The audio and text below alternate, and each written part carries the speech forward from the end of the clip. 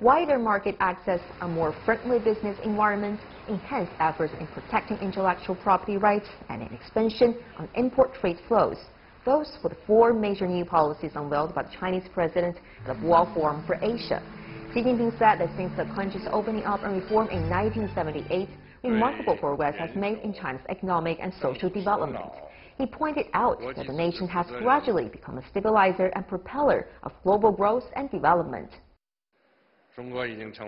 China has grown into the world's second largest economy, the largest industrial producer, the largest trader of goods, and the holder of the largest foreign exchange reserve.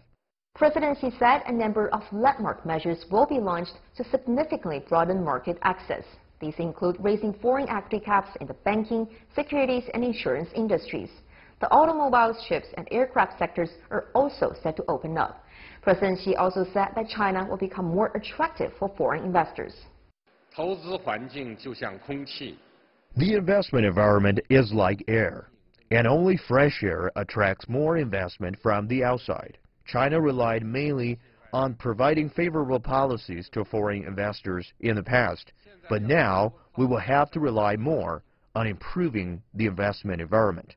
We will enhance alignment with international economic and trading rules, increase transparency, strengthen intellectual property protection, uphold the rule of law, encourage competition, and oppose monopoly. Xi Jinping outlined that the protection of the intellectual property rights provides the biggest boost to enhancing the competitiveness of the Chinese economy. He added that the country will work hard to import more products that are desired by Chinese consumers.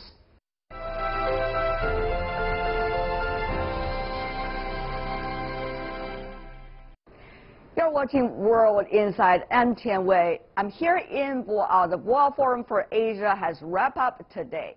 On this occasion, we have an exclusive one-on-one interview with Mr. BanKi-moon, the former Secretary General of the United Nations, now the new chair of the Boao Forum.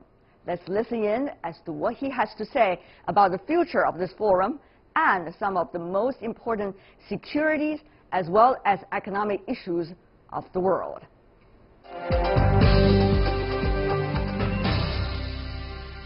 Mr. Chairman, what a pleasure to see you here in Boao. Thank you. 谢谢. Tell me about your vision for Boao Forum from now on. The Asia and whole world are now changing rapidly.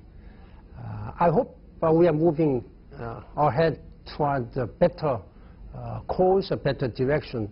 But it is also true that there are many regional conflict issues, still poverty issues, and economic prosperity, economic benefits are not evenly, fairly distributed. In that regard, my chairmanship assumption at this critical time has a lot of meanings and implications. I feel a sense of heavy responsibility because the Asia has been taking a greater leadership, particularly with the Chinese economic growth, and China is taking greater leadership role in the world. Now, with the 40 years of reform and opening up of China, now I believe that China is also entering into a new era of further opening up, wide opening up, and reform. But at the same time, we also know that there is a debate about so-called incumbent power, rising power issue. How do you, as chairman of Boao Forum, try to balance this region with the rest of the world in the agenda, in the discussion, and also in your activities? Connectivity and mutual cooperation and partnership is much, much more important than domination by certain country over another, or seeking some other way of some undesirable partnerships. I was very much struck and inspired by President Xi Jinping's statement yesterday. He said that China is going to broaden and widen their contributions to the international community by broadening the market access. There have been some criticism and concerns about the financial market in China, and he is also broadening this all insurance markets to China. Then he again said that he is committed to create some attractive environmental atmosphere for China. That means that China is committed to play by the rule of law, transparency and accountability and accessibility. This is a very good statement. And then, of course, he promised that he will try to protect intellectual property rights, and also he will increase the import from other countries.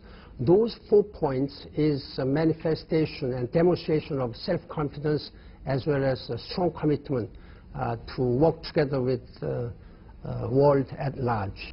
You come into the position at a critical time, as you mentioned earlier.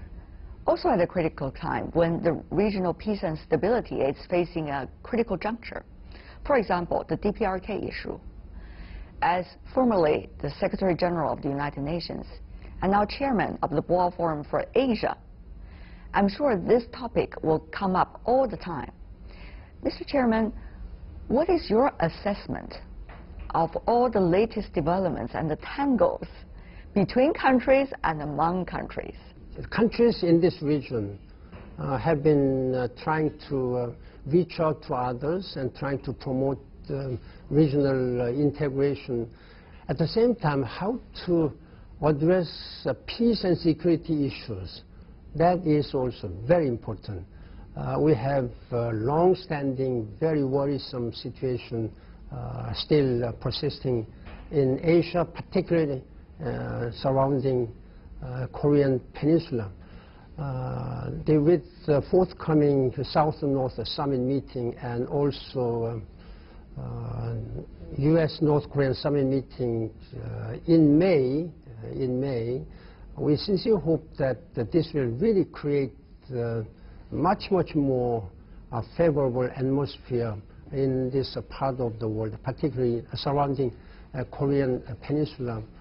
Do you think at this point sanctions should be discussed against the DPRK, and meanwhile the military exercises should be discussed between the U.S. and South Korea?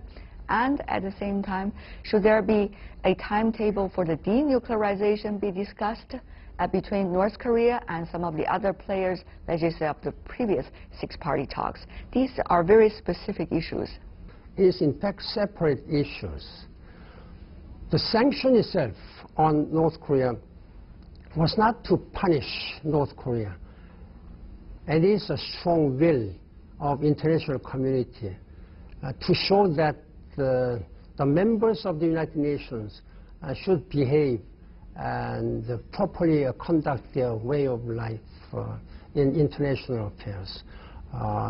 Those sanctions were imposed because of North Korea's violation by testing nuclear weapons 6 times since 2006, and numerous launches of ballistic missiles, including intercontinental ballistic missiles. And therefore, it may not be fair to just put together in the same track as a way of bargaining chips. What is important at this time, the North Korean nuclear weapons and its development programs must be dismantled in a complete and verifiable and irreversible way. What we term it as a CVID, complete, verifiable, irreversible dismantlement. This is a very important issue. It's not only an issue of North Korea to China or South Korea. It's a global issue for global peace and security. While the joint military exercises has always been a defensive purpose. No country has ever raised any objection except North Korea. I sincerely hope that the South-North Summit will really be a successful one, which can make a good groundwork, preparatory groundwork for U.S. and North Korean summit meeting.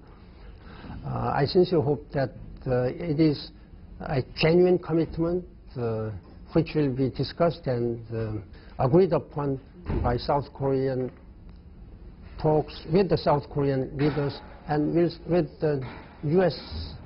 President.